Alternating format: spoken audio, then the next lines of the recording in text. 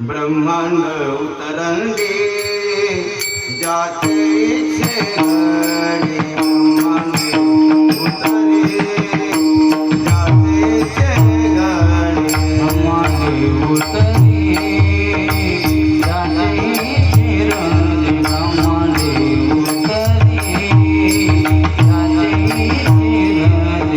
ब्रह्मांड उतरंगे जाते छे घड़ी, ब्रह्मांड उतरंगे जाते छे घड़ी, ब्रह्मांड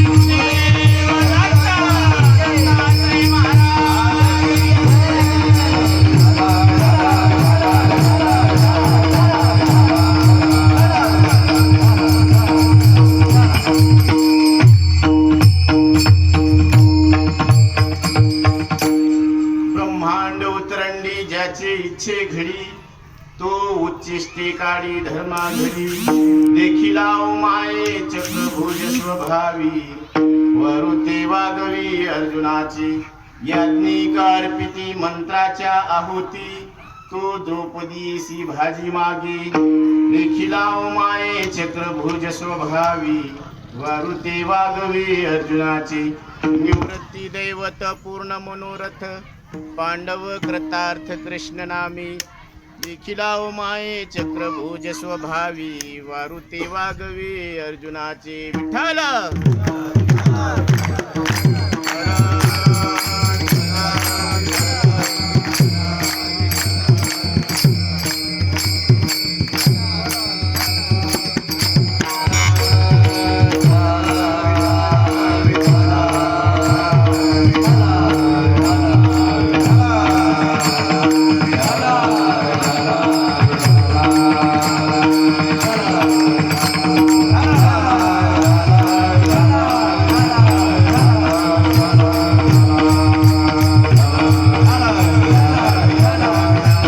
ब्रह्मांड उतरंडी ज्याचे इच्छे घडी तो उच्चिष्टे काळी धर्मा घरी देखिला माये चक्रभुज स्वभावी वारुते वागवे अर्जुनाचे याज्ञिकार्पिती मंत्राच्या आहुती तो द्रौपदीसी भाजी मागे देखिला माये चक्रभुज स्वभावी वारुते वागवे अर्जुनाची निवृत्ती दैवत पूर्ण मनोरथ पांडव कृतार्थ कृष्ण नामी देखिला माये चक्रभुज स्वभावी वरुते वागवे अर्जुनाचे विठ्ठल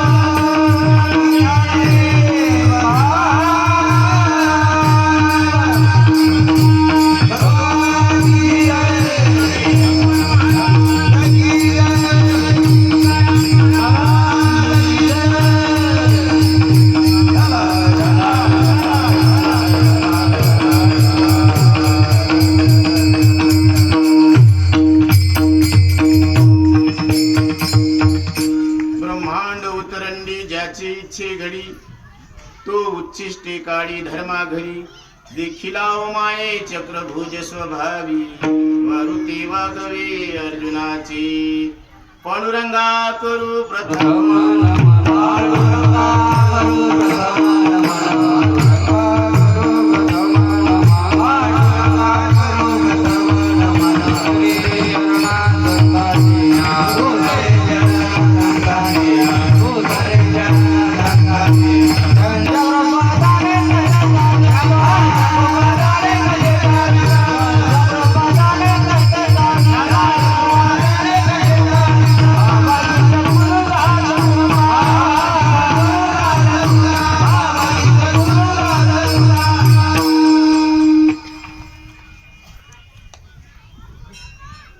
आज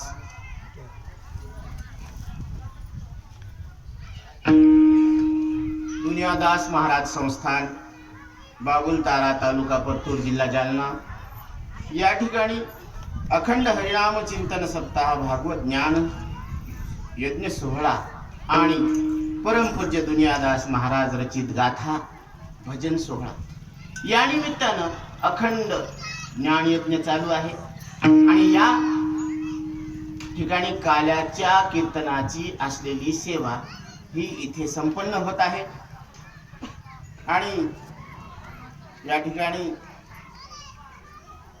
आजचे यजमान रामचंद्रजी गंगाधरराव काळे या ठिकाणी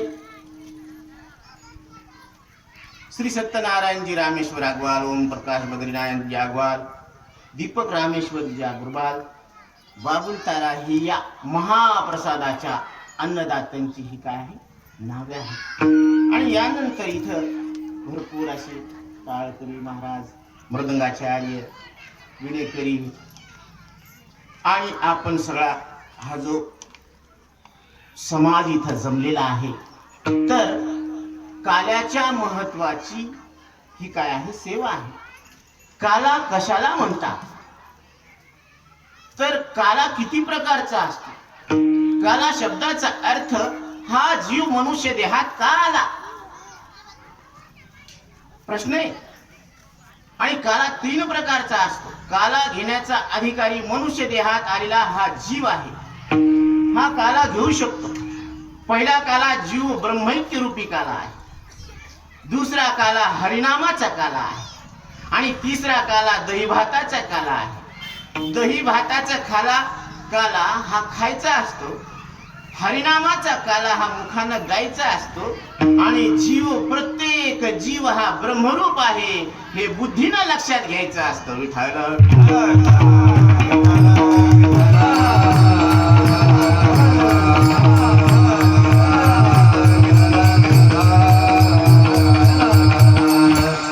जीव अवघे देव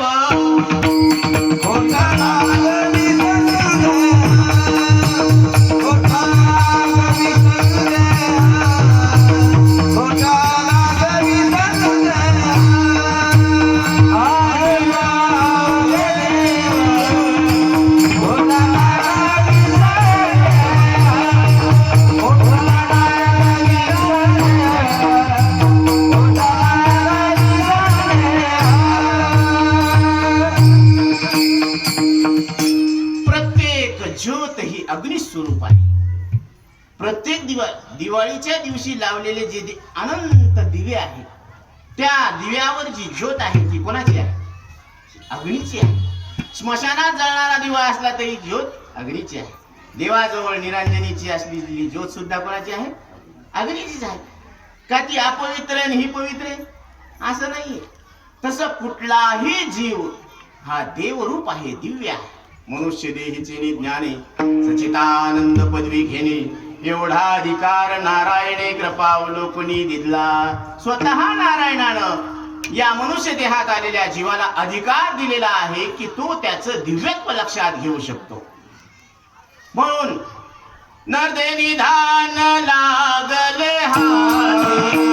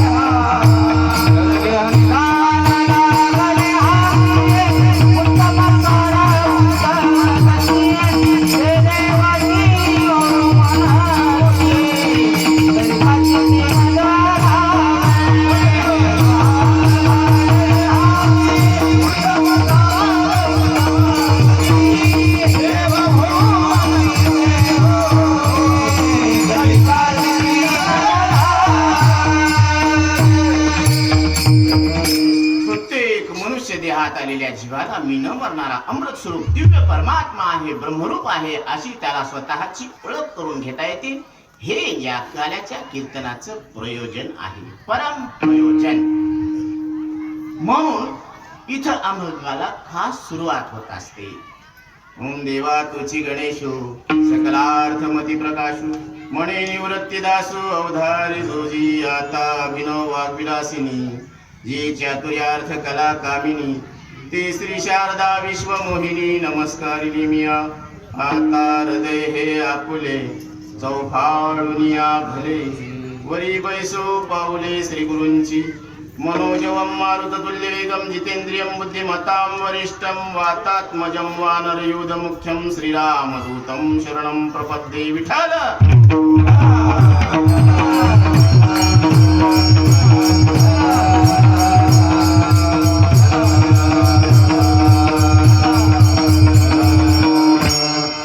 या ठिकाणी महाराज सांगतात हे ब्रह्मांड एक काय आहे, उतरंडी आहे. जसं जुने लोक काय करायचे, उतरंडी ठेवायचे घरामध्ये. माठाची काय करायची, आधी सगळ्यात आधी मोठा डेरा, मग त्याच्यावर छोटा, मग त्याचा छोटा छोटा छोटा छोटा छोटा असं करत करत ही उतरंडी असायची. आपण लिंगरचो खेळत होतो ना बालपणात, तर ती आधी मोठी खिपरी, मग छोटी, मग छोटी, मग छोटी अशी त्याच्यावर रचायची. तर हे रचना म्हणजे काय आहे, ही उतरंडी आहे. आणि ही उतरंडी यालाच एक रूपक दिलेलं आहे. निवृत्तीनाथ महाराज याला एक रूपक करून सांगतात की ब्रह्मांड सुद्धा काय आहे, एक उतरंडी आहे, उतरंडी. आणि एका ब्रह्मांडामध्ये त्या एका ब्रह्मांडाची व्याप्ती किती आहे, तर इथं सांगतात की हे सूर्यमंडल आहे, याच्यामध्ये 9 ग्रह आहे, है ना. पृथ्वी, चंद्र, सूर्य, प्लुटो, शुक्र, बुध, गुरु, है ना, प्लुटो, नेपच्यून, हे सगळे 9 ग्रह आहेत. आणि या 9 ग्रह आकाशामध्ये हे जे तारांगण आहेत ना, या तारांगणासहित 9 ग्रह. आणि 9 ग्रहामध्ये ही सूर्यमाला आहे. तर ही 9 ग्रहांची एक सूर्यमाला आहे, बरोबर. आकाशामध्ये चंद्र सूर्य तारांगणासहित 9 ग्रहासहित एक सूर्यमाला. अशा अनंत सूर्यमाला एका ब्रह्मांडात आहे, एका आकाशगंगेत आहे. आणि अशा अनंत आकाशगंगा मिळून एक ब्रह्मांड आहे. आलं लक्षात. एक सूर्यमाला, त्याच्यामध्ये अनंत सूर्यमाला, त्या एका आकाशगंगेत. आणि अशा अनंत आकाशगंगा एका ब्रह्मांडात. आणि असे अनंत ब्रह्मांड, अनंत ब्रह्मांडे उदरी,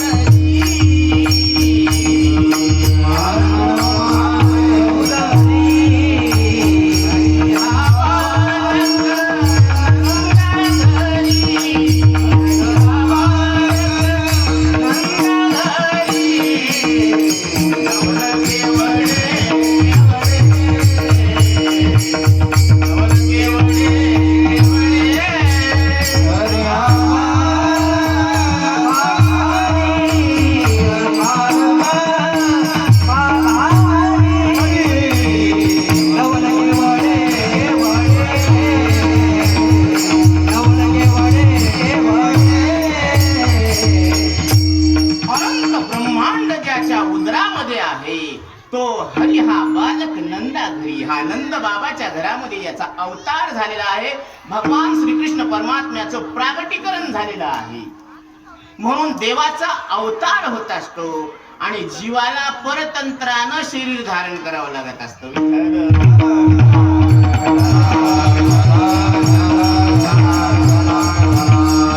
जीव कोणाला म्हणावं, ज्याला पारतंत्र्यानं शरीर मिळतं. कर्मानुबंधीनी मनुष्य लोकी, हे परतंत्र आहे, कर्माच्या अधीन आहे. म्हणून तर नाथ महाराज सांगतात, केले कर्म झाले ते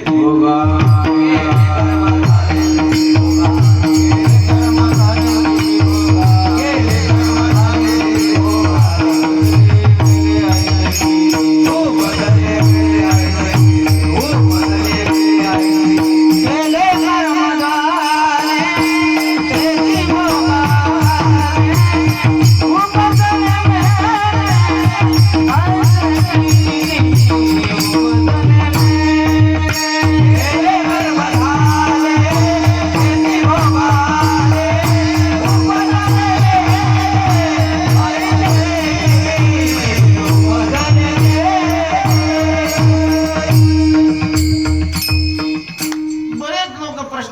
महाराज आम्ही या जन्मात तू कोणाचं काही घेतलं नाही, दिलं नाही, घेण्यात नाही, आध्यात नाही, मध्यात नाही, तरी पण हे लफडं कसं काय आलं? हे कसं काय आलं? याचं उत्तर नाथ महाराज देतात. केले कर्म झाले अनंत देहामध्ये, मागच्या देहाला मी समजून केलेल्या कर्माची परतफेड म्हणून हे भोगायला आलं. हे आज नाही केलं, हे तुम्हीच केलेलं आहे, पण मागच्या जन्मात केलेले. कारण इथली कुठलीही घटना पूर्वजन्माच्या कर्माशी निगडीत आहे. म्हणून याचं खापरपणावर देवावर फोडू नका. आपल्याला सवय लागलेली, काही बी वाईट झालं तर देवावर खापर पडायची. माय देवानं मग असं कशाला करावं? अरे देव कशाला तू खराब करीन? त्यानं तर इतकं चांगलं केलं. काय चांगलं केलं? या सृष्टीमध्ये जे पूजनीय यंत्र आहे ते ईश्वरानं तुम्हाला प्रेमानं बहाल केलंय. म्हणजे नरदेह म्हणजे देवानं दिलेली सप्रेम भेट, गिफ्ट. विठ्ठल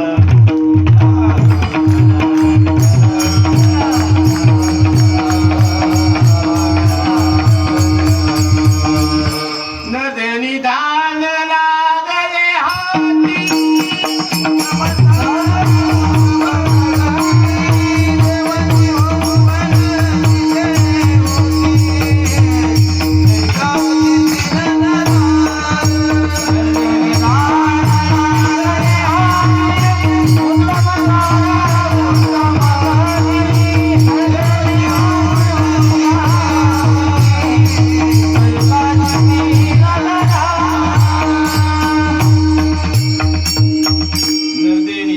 लागले हाती. देवानं आपल्याला हे शरीर दिलेलं आहे. देवे दिला देव भजना गोमटा, तोया झाला फाटा बाधिकेचा. देवानं इतकं चांगलं सुंदर शरीर दिलेलं आहे. आणि ते मध्ये देवानं मग काय चांगलं केलं? इतकं चांगलं शरीर दिलं, हे नाही चांगलं केलं? ही कोणाची कृपा आहे? आपण आपल्या सत्तेनं बसायलोत का? आता आपल्या सत्तेनं पाहायला लागलोत का? आपल्या सत्तेनं ऐकायला लागलो का? हे यंत्र व्यवस्थित चालायलं म्हणजे कोणीतरी गाडी आहे ना. चक्रधरा विश्वांभरा, आता तुम्ही स्टेरिंग करा. कारण ही गाडी आउट ऑफ कंट्रोल झालेली आहे. पायानं चालता येईन. पोथीला जावं, कीर्तनाला जावं म्हणलं तर बाबा गुडघे तू खायला लागले तर बर, कानानं ऐकू येईन, डोळ्यानं बरोबर. आणि जेव्हा चांगले होते तेव्हा नाही केलं तू कार्यक्रम. तेव्हा तर लय नाव ठेवले. साधू संताची निंदा केली, हरी भक्ताची स्तुती नाही केली, ते देवाच्या पंगू झाली. आहे ना? म्हणजे त्याच्यामुळं लोकांची आता काय पडलं त्या कीर्तनात? कशाला चालले? म्हणजे जे जाऊ लागले त्याला काय ठेवले? नाव ठेवले. स्वतः तर गेले नाही आणि दुसऱ्याला नाव ठेवले. म्हणजे हे जे आहेत ना, याच काय आहे? हे परिणाम आहे. म्हणून जे करायले त्याला करू दे ना बाबा. कीर्तनाचं महत्व काय? काय सांगा? जेथे तुझ्या कीर्तनाचा घोष, जेथे तुझ्या कीर्तनाचा घोष, जेथे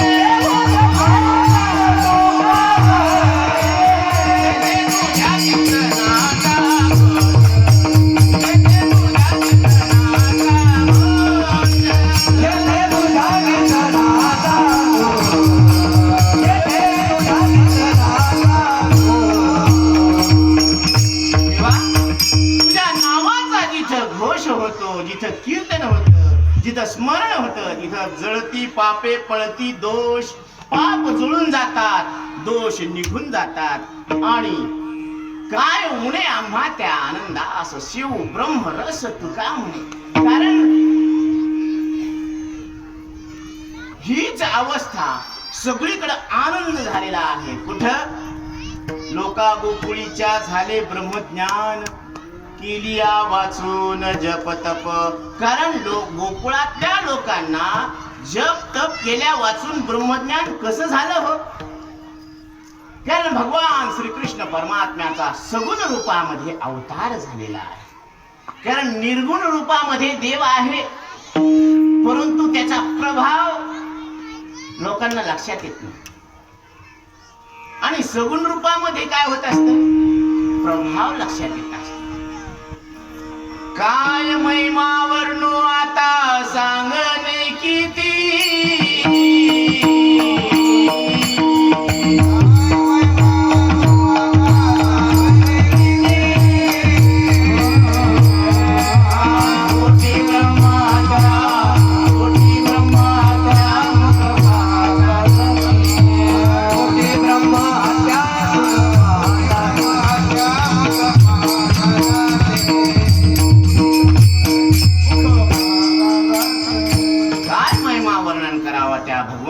सगुण रूपाचं की ते एकदा पाहिले डोळे भरून पाहिल्या बरोबर काय होत असतं. पाहिल्या वेदला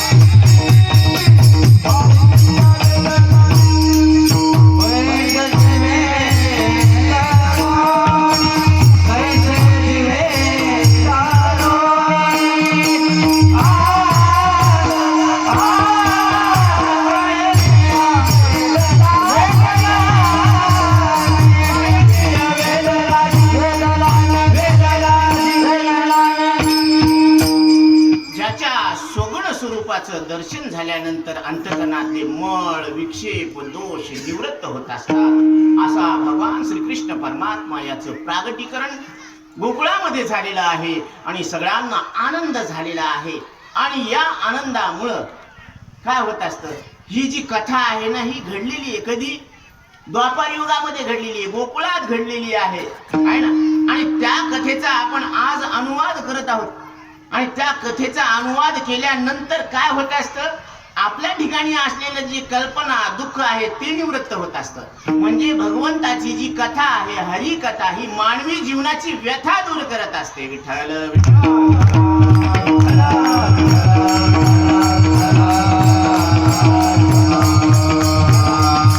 आणि जर कथा करून जर आपल्या ठिकाणी असलेली व्यथा दूर नाही झाली तर मग कथाच कशाला करायची. कारण एवढ्या कथा ऐकू ऐकू आधीच बुद्धीचा चोथा झालेला आहे. मग कथा करावी पण त्या कथेचं फळ सुद्धा लक्षात घ्या. कारण नाम घेता वाया गेला ऐसा कुणी नाही ऐकिला. आतापर्यंत असं नाही झालं की यानं नाव घेतलं आणि वाया गेलं, असं नाही झालं. हा बाकी बऱ्याच गोष्टी ऐकल्या आपण वाया गेलेल्या. काय हे पेलं आणि हे एकटं गेलं का बाकीच्याला बी नेलं, बाकीच्याला बी नेलं. संगतीचा गुण असतो ना. ढवळ्या शेजारी पोवळ्या बसला आणि वाण नाही पण गुण लागला.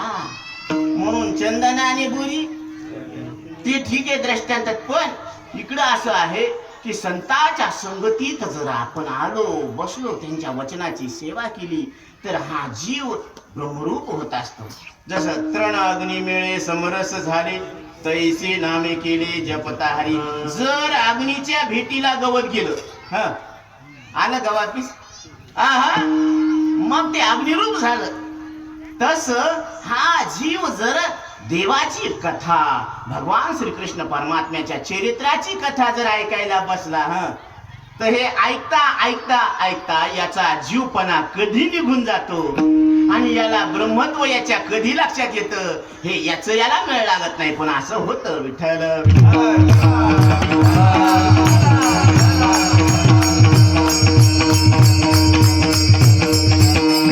त्रणाग्नी मेळे समरस झाले,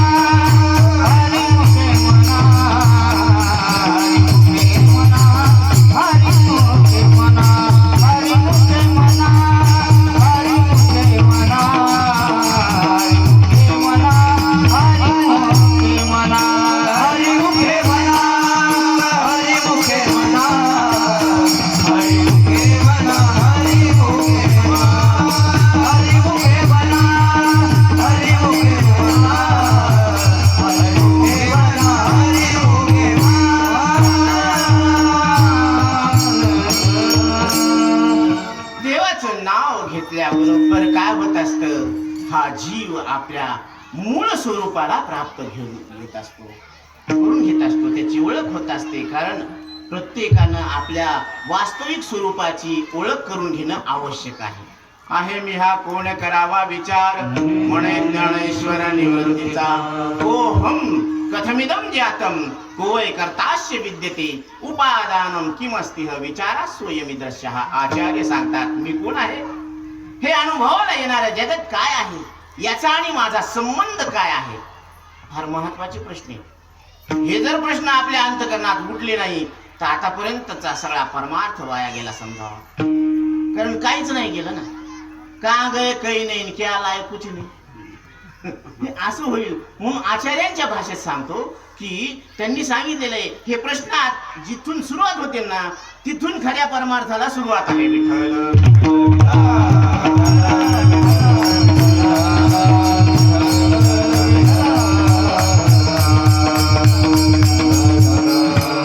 कारण आया काय करत असते माहिती का, बाळाला खेळणं देत असते, तर ते खेळणं देती, भावला देती, कुळकुळा देती, ती सगळं खेळणं देऊ देऊ वेगवेगळ्या प्रकारचे खेळणे देऊन त्याचं मन रमवण्याचा प्रयत्न करते, पण त्याला पाजू शकत नाही.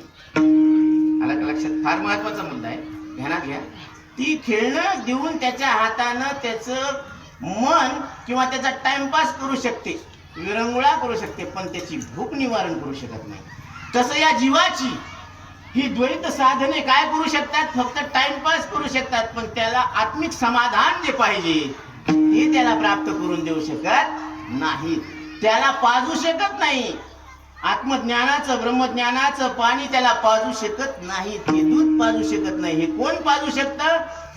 हे फक्त साधू संतच पाजू शकतात, सद्गुरूच पाजू शकतात. गुरुदेव हमारा प्यारा है सिद्ध जगत उजियारा, गुरुदेव की महिमा न्यारी जड बुद्धी चेतन करता. या जड देहाला मी म्हणायला लावणारी जी बुद्धी आहे त्याच्यात परिवर्तन झालं. आता तो जीव हा देह मी म्हणायला तयार नाही. का? कारण याला कळत नाही आणि आपल्याला कळतं. बरं, याला आपलं समजावं तर याच्यावर सत्ता चलत नाही. बाबा तुम्हाला वाटलं होतं का या काळ्याची पांढरे व्हावं केस नाही, पण त्याच्याकडे पाहू नका, सगळ्याचाच अनुभव आहे बरं का. त्याला म्हणजे तुम्ही असं पाहायला जस काय मी हे प्रत्येकाचा अनुभव. काळ्या केसाचे पांढरे केस होत नाही का? खरं सांगा, आपल्या आवडत्या वस्तूची शपथ घेऊन सांगा. तुमच्या आवडीची कोणती वस्तू हे नका सांगू. तुम्हाला काही आवडेल, आम्हाला काय करायचं, पण तुमच्या आवडत्या वस्तूची शपथ घेऊन सांगा, हे काळ्या केसाचे पांढरे केस होत नाहीत का? हा होते ना. म्हणजे झाले, हे तुमची इच्छा आहे का? नाही, असं व्हावं असं तुम्हाला वाटलं, पण तुमच्या इच्छे विरुद्ध झाले का नाही? म्हणजे याच्यावर तुमची केस इतकी थोडी सत्ता आहे का? कशाला अहंकार करतात रावण, कशाला धरतात हे मोह, एवढा वाडा तेवढी शेती, हे पद, इथं सगळे पद गेले खड्ड्यात.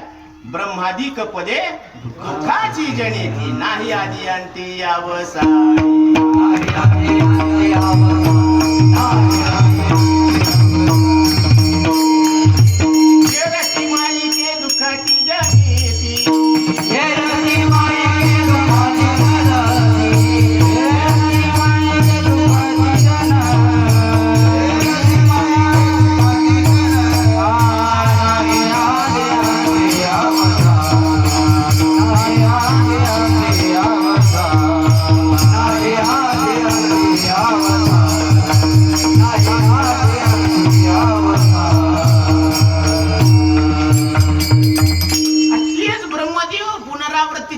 अडकलेला आहे.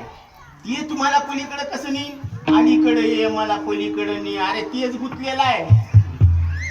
ब्रह्मभुवन आलो का पुनरावर्ती नोर्जुन, ब्रह्मपणाचे निभडसे न चुकतीच पुनरावृत्तीचे वळसे, की निवटली याचे जैसे पोट न दुखे. अर्जुना, अरे रे, मेलेल्या मुर्द्याचं पोट दुखत असतं का?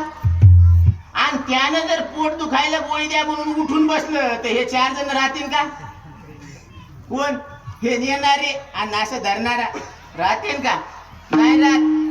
म्हणून ते 4 जण कशामुळे? हे तसंच आहे म्हणून ते त्याचं कधी पोट दुखत नाही, प्रेताचं पोट दुखत नाही. तसं ब्रह्मदेव मोक्ष देऊ शकत नाही तुम्हाला, म्हणून ब्रह्मदेवाला शरण जाण्याची गरज नाही, कारण ते सुद्धा या पुनरावृत्तीच्या मापात अडकलेलाच आहे. इंद्रचंद्र देव ब्रह्मादी करुणी,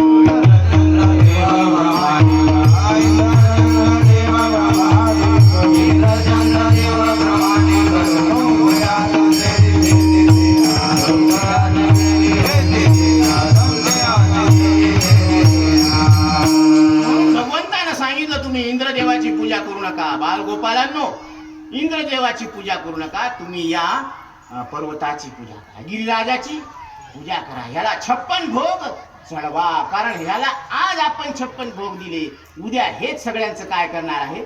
अन्न भरण पोषण करणार आहे. म्हणून आता तुम्ही यायची पूजा करू नका. इंद्रदेव, ब्रह्मदेव, चंद्र, हे यायची पूजा करू नका, कारण हेच अडकलेले आहेत ना. म्हणून हे तुमचा उद्धार करू शकत नाही, म्हणून सद्गुरू उद्धार करतात. म्हणून प्रत्येकानं सद्गुरूला शरण जायला पाहिजे. कारण सद्गुरू कशाला म्हणावं? भगवान श्रीकृष्ण परमात्मा सद्गुरू कोणाला म्हणतात? ध्यानात घ्या, एक व्याख्या सांगतात. जे शिष्या ते सद्वस्तु ते मिळविती, तया ते श्रीकृष्ण सद्गुरू मानिती. जे शिष्याला तू सत्य परमात्मा आहे अशी ओळख करून देतात, ते सद्गुरू, ते सत्कर्म, ते सत्शास्त्र, ती सत्संगती. ज्या संगतीतून, ज्या कर्मातून, ज्या शास्त्रातून, ज्या ईश्वराकडून, ज्या सद्गुरूकडून तुम्हाला लक्षात येईल की मला मृत्यू नाही, मी अमृत स्वरूप परमात्मा आहे, ते सद्गुरू खरे आहेत, ते सत्कर्म आहे, ती सत्संगती आहे, ते शास्त्र आहे, ते सत्शास्त्र आहे. आणि असं जर ते सांगत नसते तर ते शास्त्र शास्त्र नाही, तो गुरु गुरु नाही, तो देव देव नाही, ती संगती संगती नाही, ते कर्म कर्म नाही, जे तुम्हाला तुम्ही अमृत स्वरूप परमात्मा आहे असं लक्षात आणून देत नाही. विठ्ठल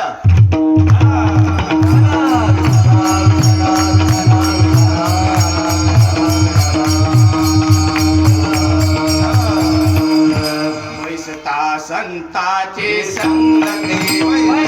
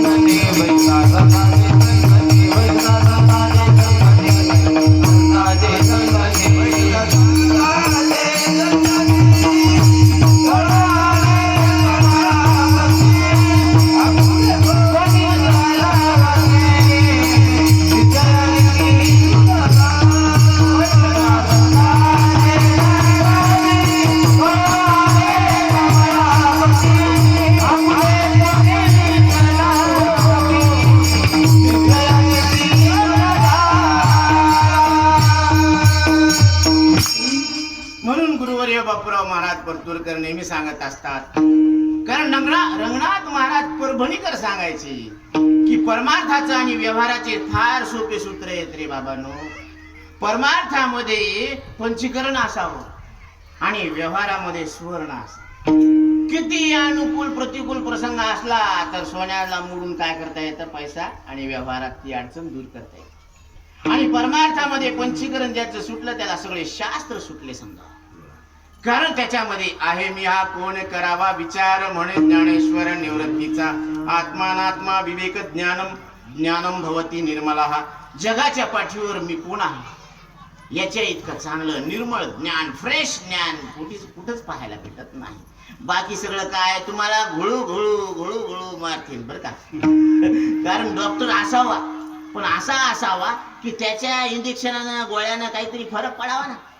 ते म्हणते एवढे घ्या, याच्यानं फरक नाही पडला तर मग परत या. परत कशाला या, तर ती बरं ठीक आहे बरं आलं परत, तर ते म्हणते आता हे घ्या, याच्यानं नाही फरक पडला तर परत या. म्हणजे गोड बोल्या आणि घर घाल्या. याची काय कामाची डॉक्टर, तू याच्यानं होतं तर सांग बाबा, नाही तर कशाला मला आधीच तर गुडघ्यानं चालता येत नाही, मला बेजारो करायला लागला. हा मग ते म्हणते आता ठीक आहे मी लय खाल्लं तुम्हाला, आता तुम्ही परभणीला जा.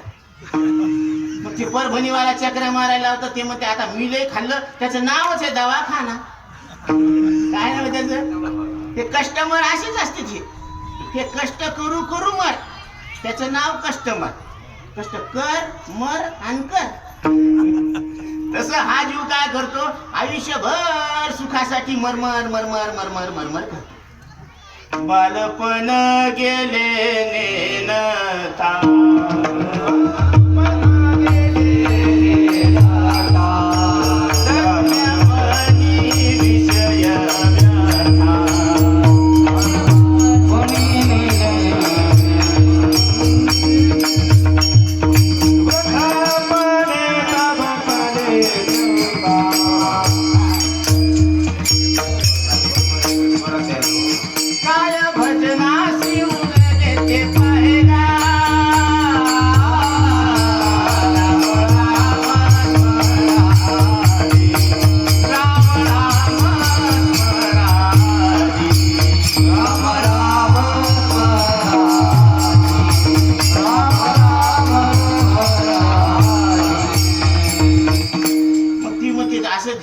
सुखासाठी करीशी तळमळ चालू असते त्याची. बालपण खेळण्यात निघून जातं, तारुण्य मग कसं पैसा संपादन करण्यात निघून जातं. त्याला वाटतं उठसूट पैसा पैसा पैसा पैसा, कारण एकच ध्यास लागला ना त्याला. कारण आता ती म्हणते आता जर नाही कमवलं तर मग म्हातारपणी होईल का करणं, मग आतापासूनच लागा कशाला, पैसा पैसा कमव. पैसा मारो आत्माराम, आवरत मारो गुरु, बाल बच्चे साधू संत सेवा किसकी करू. महाराज तुम्ही म्हणतात ना, तर बायकोच माझी गुरु आहे आणि लहान लहान लेकर साधू संत आहे. आता कोणाची सेवा करू मी, खरं आहे का नाही बरं, खरं आहे ना. आजकाल गुरु कोण आहे, बायको. आता हे असते जागीरदार आणि हे असते माझ्यासारखं भोळ. आणि ती काय म्हणती, हे पा मी जागीरदारी आणि तुम्ही जागीरदार. हे बी तसंच निघालं ना येळ, आणि गेलं माईकडं. ते माय म्हणते माय माय, ती म्हणायली की मी जागीरदारी ना तुम्ही जागीरदार. आणि ती माय म्हणते येड्या, तू तिच्यामुळे जागीरदार नाही, तू आमचा जागीरदार आहेस. पाहिलं काय येड. आता हे मूळचा जागीरदार आणि ह्याच्यामुळं तिला जागीरदारपणा आला. ती नौकरावर रुबाब दाखवायली, गड्यावर रुबाब दाखवायली. कोणाची सत्ता घेऊन, मालकाची सत्ता घेऊनच ना.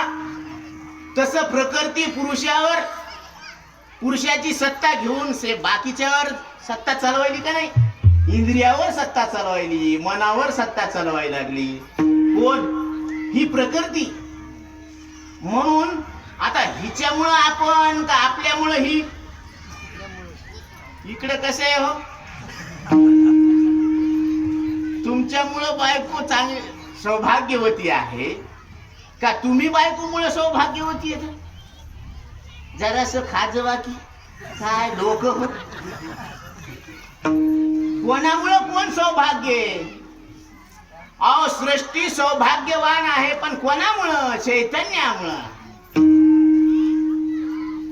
सौभाग्य सुंदरू रे भ्रमरा, सौभाग्य सुंदरू रे भ्रमरा, सांडी तू अवगुण रे भ्रमरा.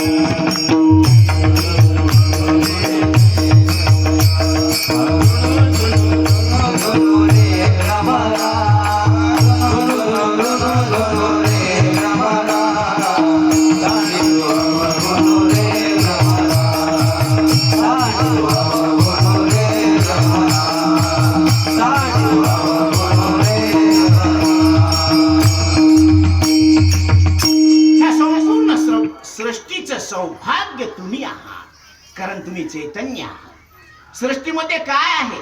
मायेचं फक्त नाम आणि रूप आहे. बाकी सच्चित आणि आनंद हे तुमचं आहे ना, चैतन्याचं आहे ना. सत्पदते ब्रह्मचित पदते माया,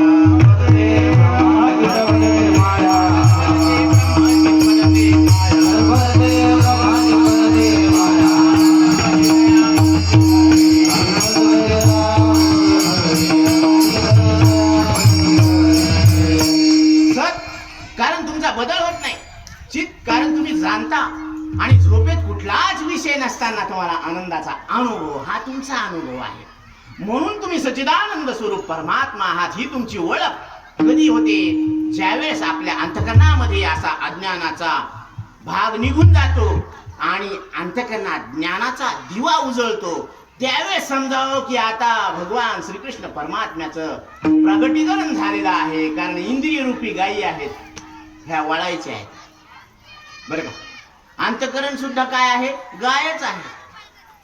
आणि ही गाय आहे, आणि हे सगळं काय आहे? शेत आहे. या शेतामध्ये या इंद्रिय रूपी गायी चरायला नाही. हातामध्ये काठी, खांद्याला घोंगडी, आणि भगवान श्रीकृष्ण परमात्मा गायी गुऱ्यांचं काय करायचे? पालन पोषण करायचे. आता ज्या वेळेस बालपणामध्ये थोडस माग जातो बरं का, तर माग पुढं गेलेला हात चालेल ना. कारण बालपणामध्ये एकदा भगवंतानं काय केली? माती खाल्ली, आणि नेमकं यशोदा मातानं पाहिली, आणि ते म्हणलं, त्यांनी सांगितलं की लल्ला तू माती खाल्ली, तोंड उघड, तोंड उघड, तोंड उघड. तर त्यावेळेस भगवान सांगतात, नाही नाही मी नाही खाल्ली, मी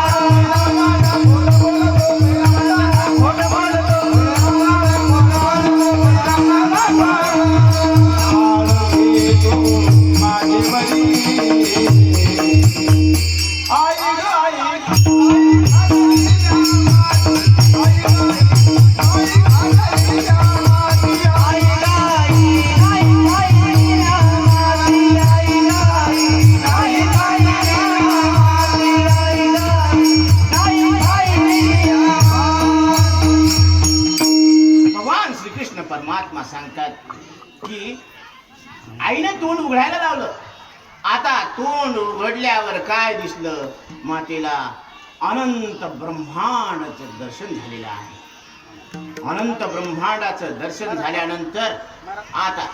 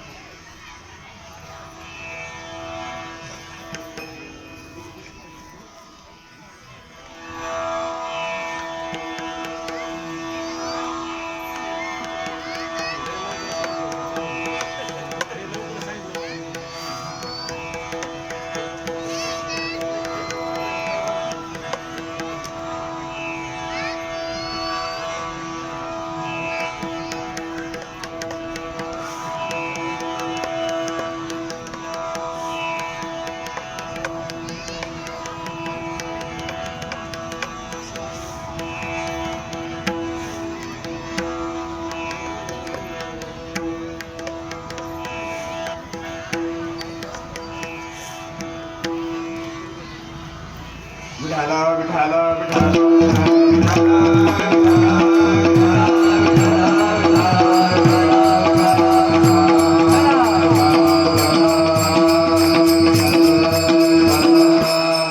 सांगितलं त्यावेळेस आईनं साक्षात भगवंताच्या मुखामध्ये अनंत सृष्टीची ही रचना पाहिलेली आहे, अनंत ब्रह्मांडाचं दर्शन झालेलं आहे.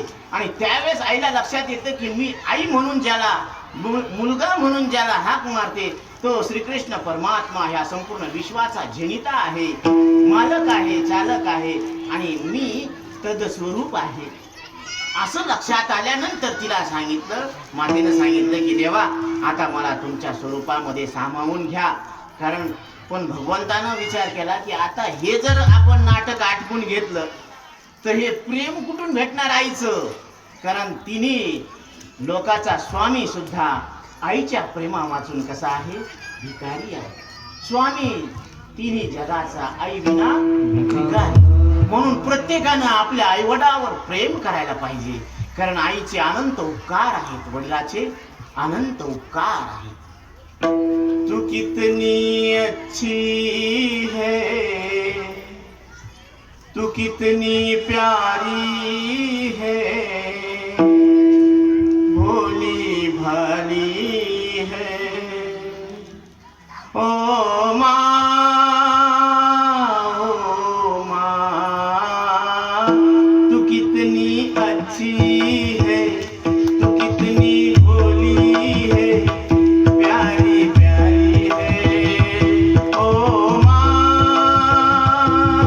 ओ माँ. ही आई तू किती सुंदर आहे, प्रेमळ आहे, निर्मळ आहे. कारण ह्याच आईनं रात्र रात्र जागून काढली. कशासाठी? की माझ्या बाळाची झोप मोडू नये म्हणून तिनं रात्र रात्र जागून काढलेले आहे. याला चावता येत नव्हतं तर आईनं तिला घास गिळून चावून चावून बारीक करून नुसतं यानं हुक करून गळायचं काम केलेलं आहे. कोणासाठी? आपल्या लेकरासाठी. म्हणून लेकरासाठी आईनं रात्रीचा दिवस केला आणि हाडाचे काढ केलेले आहे. त्या आईचे अनंत उपकार आहेत आपल्यावर. आणि आज ज्यावेळेस त्यांचं शरीर थकलेलं आहे त्यांना आपण वृद्धाश्रमात पाठवणं कितपत आपल्या मनाला पडतं. हृदयावर हात ठेवून सांगा की ज्यावेळेस आईची सेवा करण्याची पाळी आली त्यावेळेस आपण त्याला बाहेर हाकलून द्यायला लागलो. हा कुठला न्याय? याची माफी कुठं मिळणार आहे? कुठंच मिळणार नाही. म्हणून आई वडिलांची सेवा करणं हीच ईश्वराची सेवा आहे. मात्र देवो भव, पितृ देवो भव, आचार्य देवो भव इतक्या पवित्र हिंदू संस्कृतीमध्ये पवित्र असलेला हा नरदेह आपल्याला प्राप्त झालेला आहे. आणि या पवित्र संस्कृतीमध्ये, पवित्र देहामध्ये पवित्र साधू संतांची संगती आपल्याला लाभलेली आहे. आणि या पवित्र साधू संतांच्या संगतीत आपण आपल्या मनाला एक वचन द्यायचंय. कोणाला द्यायचं? आपण द्यायचं. कोणाला? आपल्या मनाला वचन द्यायचं. आपल्या हृदयामध्ये साक्षी ठेवून आपण वचन द्यायचं की मी माझ्या आईवडिलाची सेवा करणार. मी माझ्या आईवडिलाची सेवा करणार. कोणाला सांगायची नाही पण मी करणार. कारण आईवडिलांनी हा देह सांभाळला ना, पालन पोषण केलेलं आहे. त्यांनी त्यांचा देह झिजवलेला आहे. आता त्यांच्या म्हातारपणामध्ये, वृद्ध काळामध्ये मी यांची सेवा करणार. हीच खरी ईश्वर सेवा आहे. कारण पितृवचन सेवापती,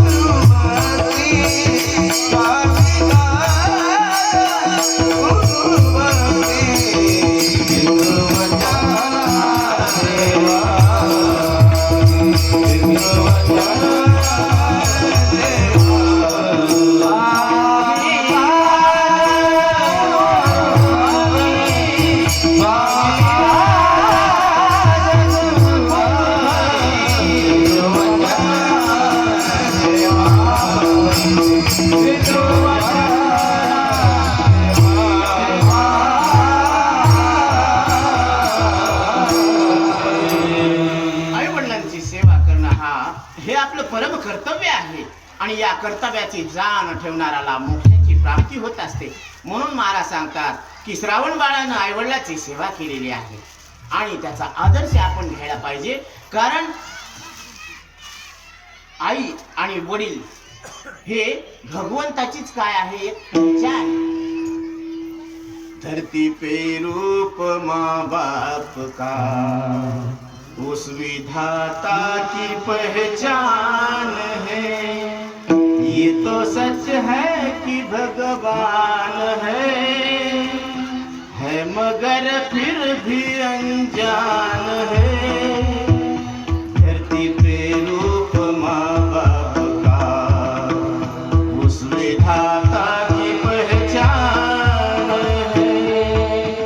या धरतीवर आई आणि वडील हे त्या देवाचंच काय आहे, प्रतीक आहे. देव जर कोणी विचारेल कसा आहे, तर माझ्या आईमध्ये पहा, माझ्या वडिलांमध्ये पहा, देव असा आहे. साक्षात दर्शन होतं, हो, साक्षात दर्शन होतं. तसं भगवंतानं आपल्या आईजवळ असलेली जी स्मृती होती ती पुसून टाकली आणि परत माय लेकराचं हे नाटक चालू झालं. अशा अनेक खेळी लीला भगवंतांना रचलेल्या आहेत आणि या अनंत ब्रह्मांडाच्या रचना करणारा रचयिता कोण आहे, तर हा भगवान श्रीकृष्ण परमात्मा आहे. हे पहिल्या चरणात सांग. ब्रह्मांड उतरी जाते जग, ब्रह्मांड उतरी जाते जग, ब्रह्मांड उतरी जाते जग, ब्रह्मांड उतरी जाते जग, ब्रह्मांड उतरी जाते जग, ब्रह्मांड उतरी जाते जग.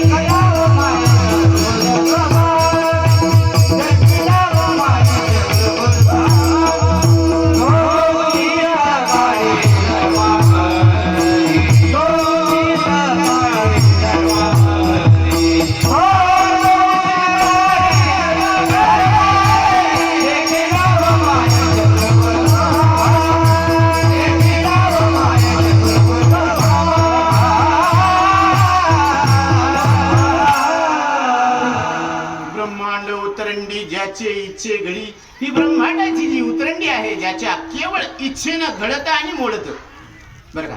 तो भगवान श्रीकृष्ण परमात्मा जगाचा मालक, तो धर्मराजाच्या घरी उष्ट काढत आहे, पत्तरवाळ्या उचलत आहे.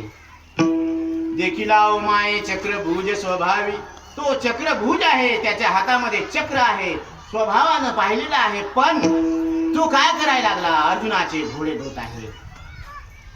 ज्याच्या प्राप्तीसाठी याज्ञिक काय करतात, मंत्राच्या आहुती देतात. प्राणाय स्वाहा, उदानाय स्वाहा, व्यानाय स्वाहा, ह्या स्वाहा स्वाहा म्हणून ज्या काही आहुत्या देतात ना यज्ञामध्ये, त्याच्या नावानं तो भगवान श्रीकृष्ण परमात्मा द्रौपदी जवळ काय करायला लागला, एक भाजीचं पान म्हणजे एक शीत मागायला लागला. हे त्या भगवान श्रीकृष्ण परमात्म्याची कथा निवृत्तीनाथ महाराज सांगतात. निवृत्ती देवता पूर्ण मनोरथ, निवृत्तीनाथ असे आहेत की ज्यांचे मनोरथ पूर्ण करण्याची ताकद त्यांच्यामध्ये आहे, असे निवृत्तीनाथ. पांडव कृतार्थ कृष्ण नामी, पांडवांना कृतार्थता कशामुळे आले, भगवान श्रीकृष्णाच्या नामामुळे आलेली आहे. कारण भगवंताचं नाम असं आहे की जे जीवाचं उद्धार करून येत असते. 184 जन्म मृत्यूच्या दुःखातून त्याचा बेडा पार करून टाकतो, असं भगवंताचं नाम.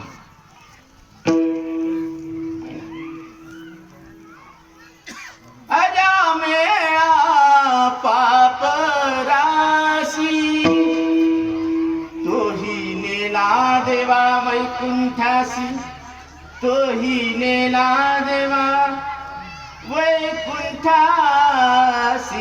नाम तुझे रे, नाम तुझे रे, नाम तुझे रे नारायण.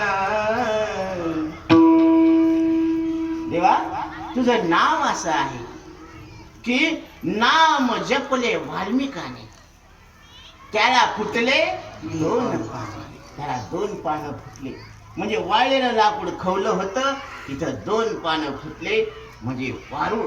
कारण राम राम तर काही म्हणता येईना, उफराटी वदवी वाल्मिकाची तोंडातून मरा मरा मरा मरा. तर ते रामायणाचे डायरेक्टर अँड प्रोड्युसर झाले. बाप एवढा नामाचा प्रताप. केले रामायण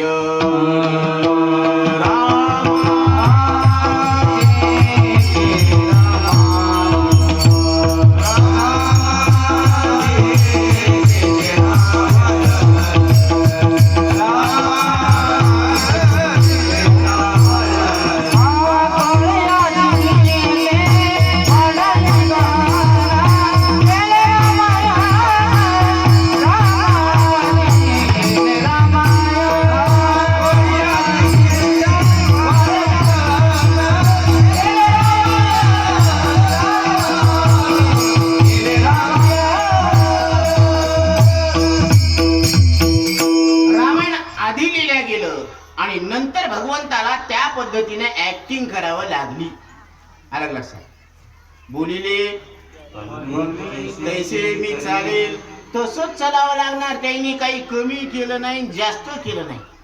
आता गंमत अशी होती की इंद्रजित युद्धामध्ये ताबर वाजलं त्याचं.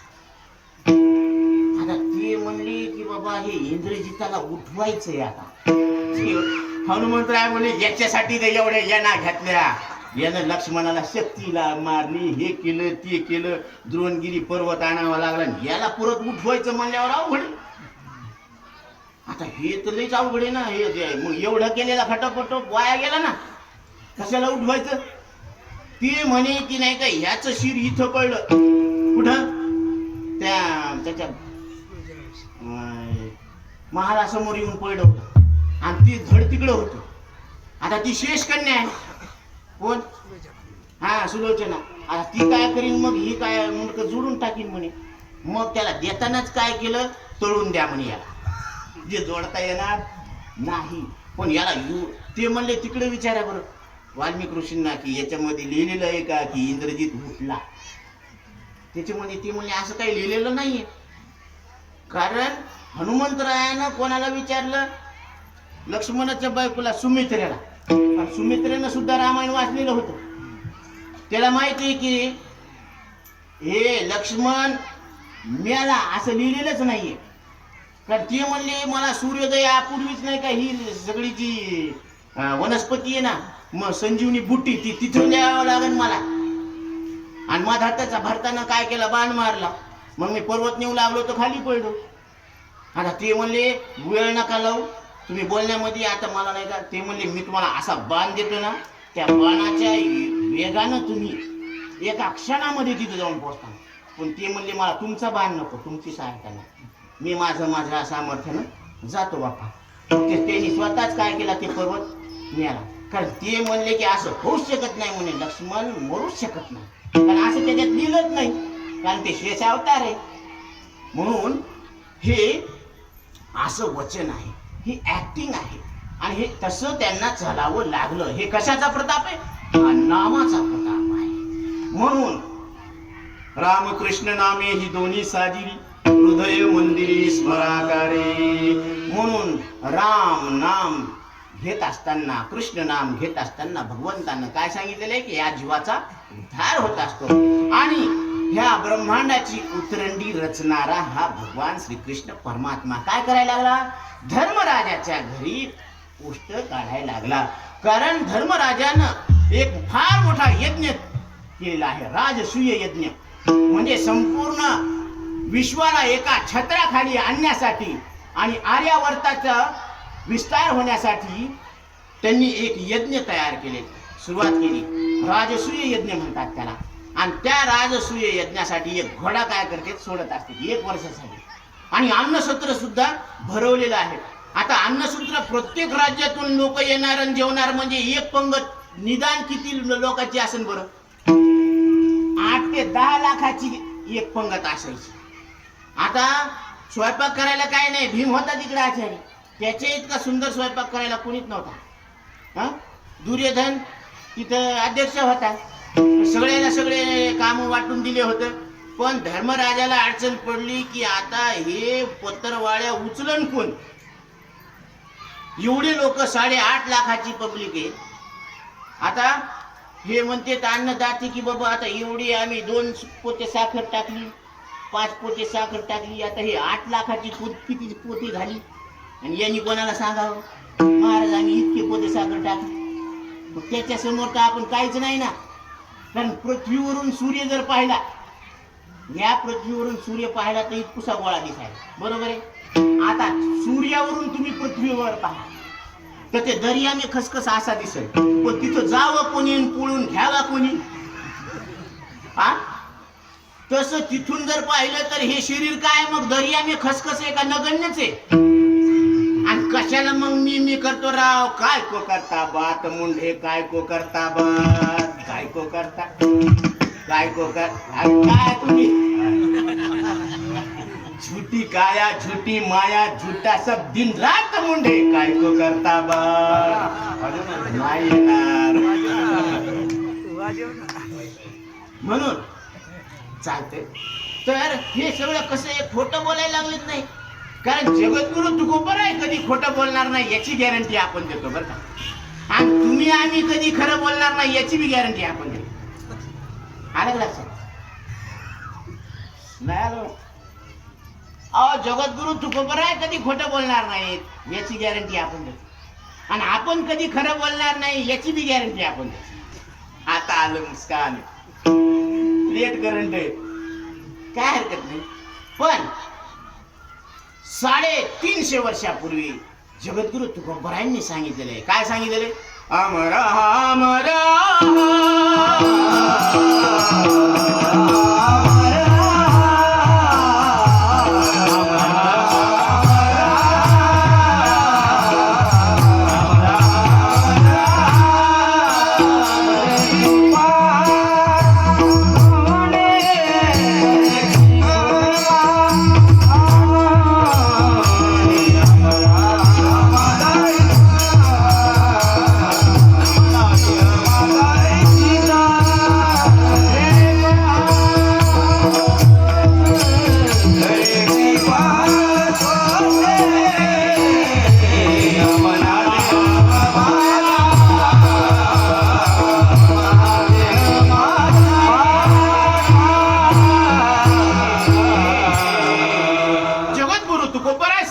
तुम्ही अमृत स्वरूप परमात्मा आहात, ही तुमची खरी ओळख आहे.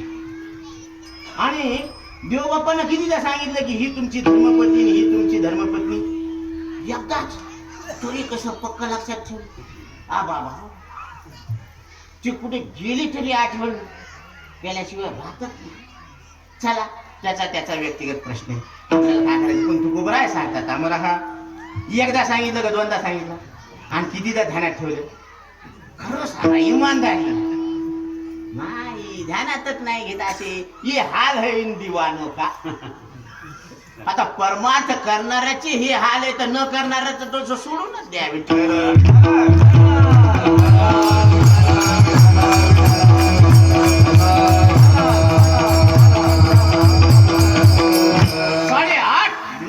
लोक जर एकाच पंक्तीमध्ये जेवणार असतील तर इतक्या पथरवाड्या उचलायच्या कुणी, हा प्रश्न. आणि म्हणून धर्मराज चिंताक्रांत बसले. भगवान श्रीकृष्ण परमात्मा आले विचारायला लागले की तुम्ही कशामुळे असं चिंता करत बसले. ते म्हणे काय करावं आता पण त्यांनी तर काही सांगितलं नाही. इकडं द्रौपदीला सांगितलं तर ती म्हणे तुम्ही काही काळजी करू नका, ती सगळी जिम्मेदारी माझ्याकडे द्या. ती म्हणे असं कसं द्या, एवढे लोक आता तुला तू हे पाहशील का ते पाहशील, तुला स्वयंपाकाजवळच आवडणार नाही. आणि हे लोक बसलेले यायच्या पस्तरवाळ्या उचलायचं म्हणजे अवघड काम आहे, एवढं सोपं नाहीये. कंबर दुखती, नुसतं वाढायलाच कंबर दुखती, उचलायला तुमची दुखली की नाही बाबा? मग तर दुखली बा. कारण वाकावं लागतं ना, वाढताना वाकावं लागतं. भात भात भात भात भात भात वरण भाविकाचे का अंग देव